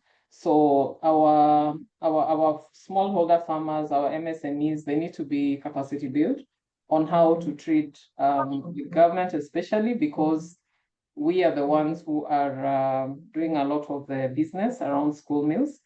And also, already we have quotas that are set aside for women and for youth, but it would be great if we had quotas that are reserved for these small and micro enterprises and also our smallholder farmers, so that we can be able to empower the local production, so that we can also be able to build the economy and empower people through the school meals program. Over to you, Felicitas. Yeah, thank you so much, Esther. We've now come to almost the end of the panel discussion. But before we wrap up the panel discussion, there's a very important question from Eric Ndenga, where he's saying he's wondering, do we have any dietary challenges with global menus, e.g. global intolerance for, e.g. gluten intolerance for meals like chapati, or lactose intolerance for animal milk-based diets? What are the experiences? Perhaps, Esther, you could take this question.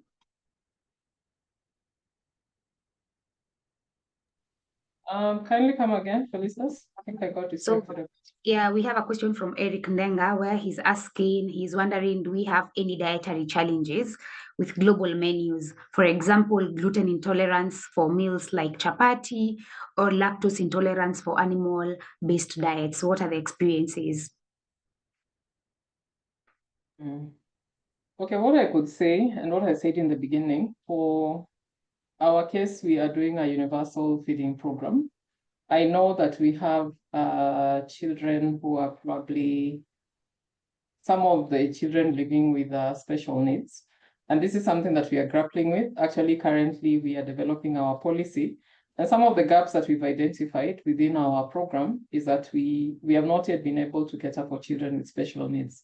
And normally, we encourage the parents, if they realize that their child has a particular challenge, then it's important that they notify the school administration, so that that information is in turn passed on to the team that is handling the school meals program, so that we can be able to see how to handle this.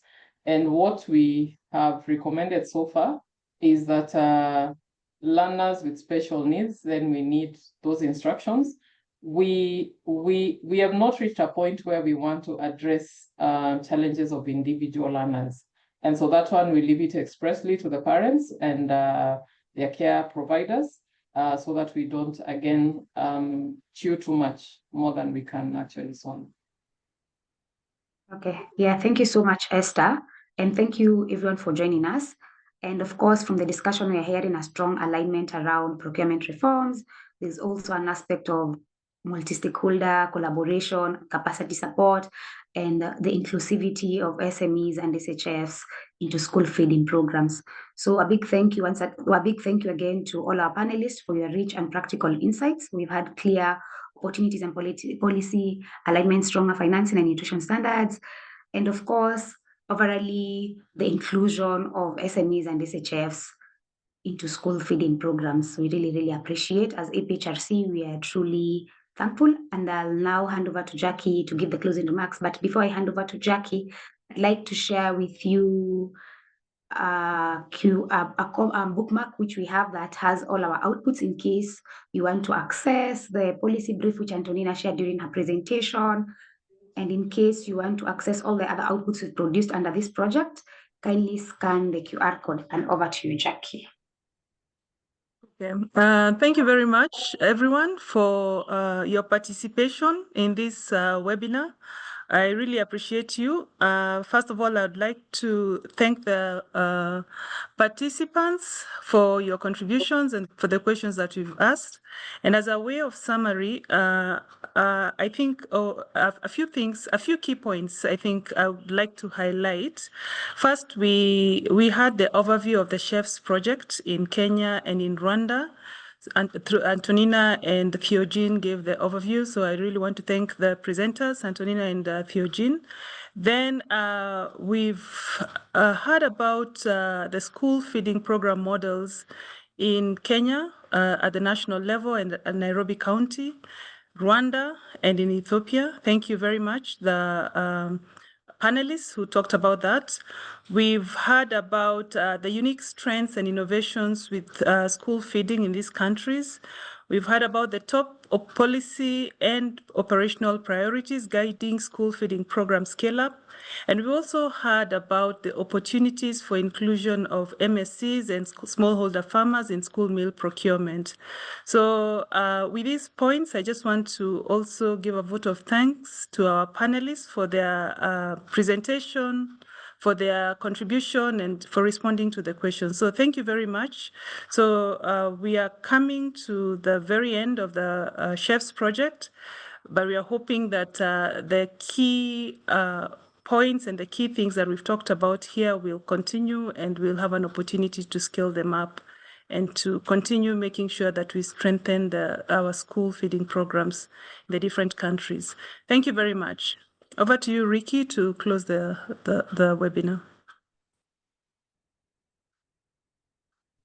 Okay, thank you, Jackie. I think you've covered everything adequately. And just to say thank you very much to all our participants. Thank you so much for sharing your comments and questions.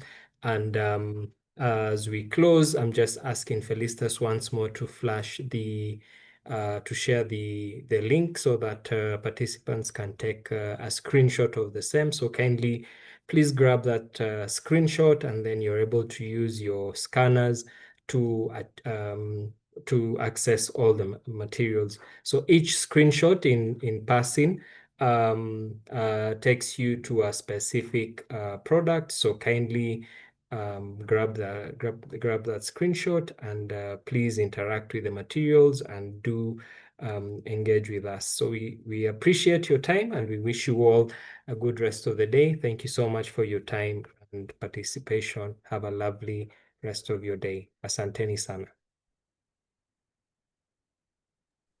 Thank you. Bye-bye. Bye, everyone. Bye. Thank you. Okay, bye-bye.